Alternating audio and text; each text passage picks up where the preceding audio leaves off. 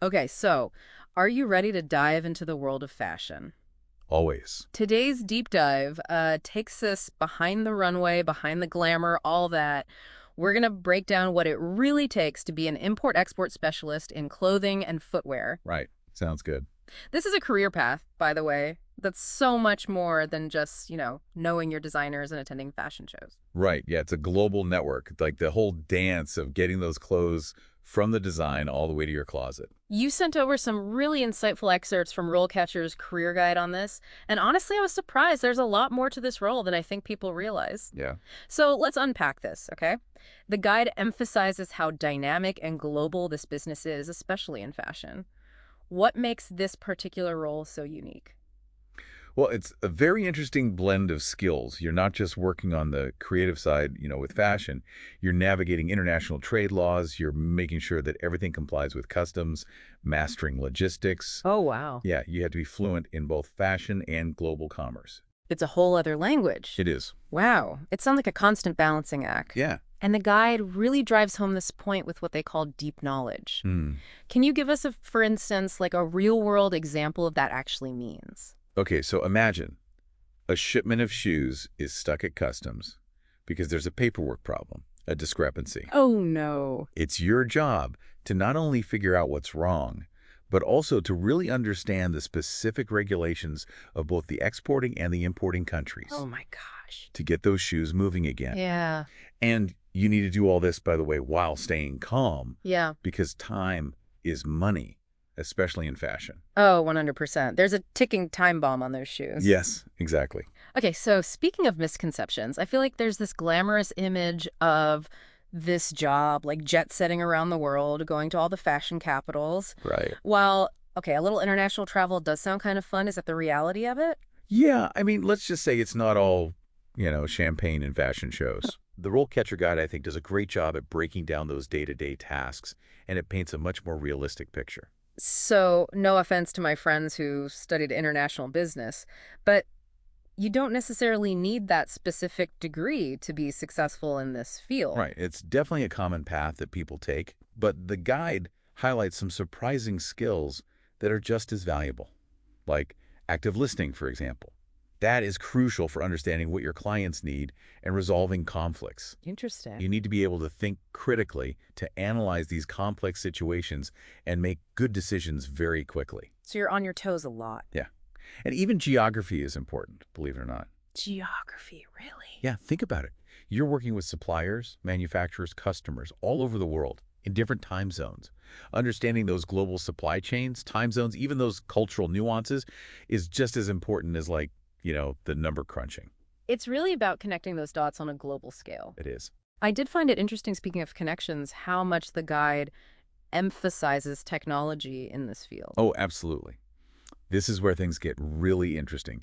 AI is transforming, the whole import-export landscape. Really? We're talking about platforms that optimize shipping routes based on real-time weather patterns. What? Yeah, they can even predict problems in the supply chain before they happen.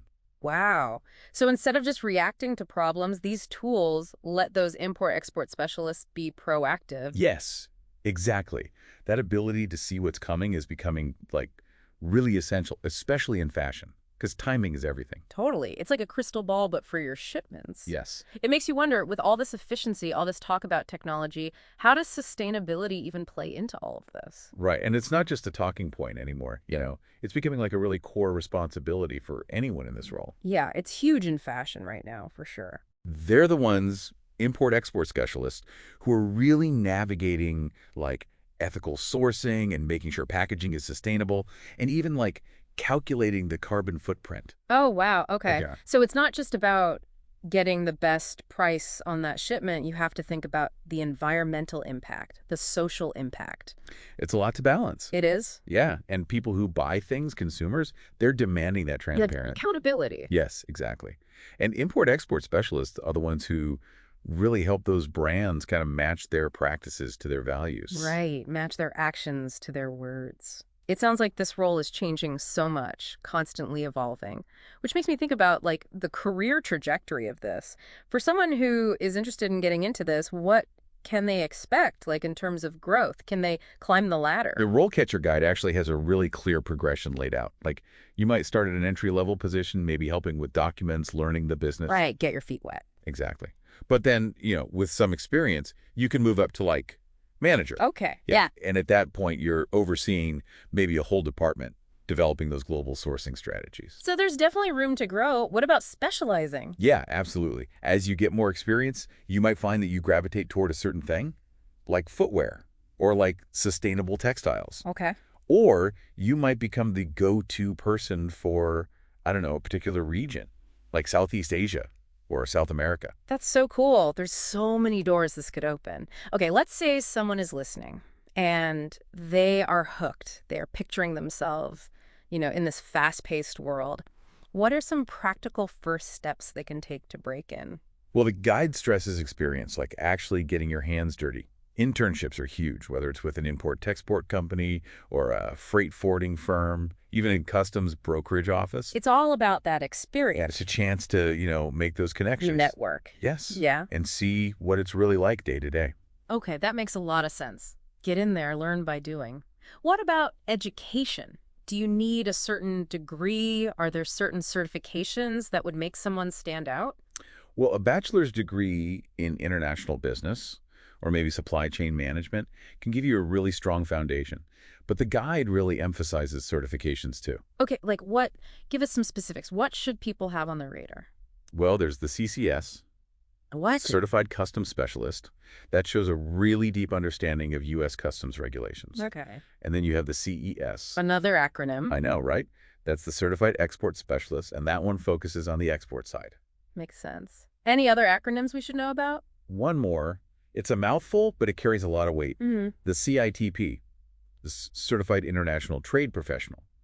And that designation shows that you really understand those global trade practices, and it can really make your resume stand out. So it sounds like you've always got to be learning. You can't just rest on what you already know. Absolutely not, because the fashion landscape is constantly changing. The regulations, the technology, the ethics. You really have to be adaptable. You have to be a lifelong learner to thrive in this field. It's not just about learning the rules of the game. You got to know what the next move is going to be. Precisely. And that brings us to a really fascinating point that I think everyone listening to will find pretty interesting. Okay, you got to tell me more. What's this fascinating point? Well, it seems like everything we've talked about so far points to this bigger trend, Okay. The role isn't just about managing all those shipments anymore. These import-export specialists are becoming strategic thinkers, problem solvers, even cultural connectors. I love that. Cultural connectors. That is so true, especially in fashion. Right. It's about bridging cultures, connecting people and ideas and resources all over the world. And that part of the job, that connecting part, is only going to get more important, especially as e-commerce gets bigger and those supply chains are even more global. Yeah, and consumers really want to know where their stuff is coming from now. Exactly.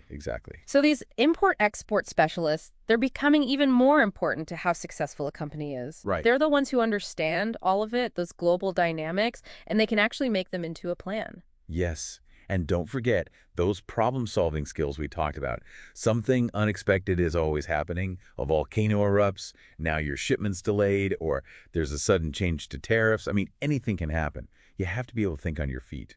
It's not a job for someone who likes to have a routine. There's a lot of pressure. It is, but that's also what makes it so exciting. You're constantly learning new things, adapting, figuring out those challenges. It's like you're conducting an orchestra, but it's global.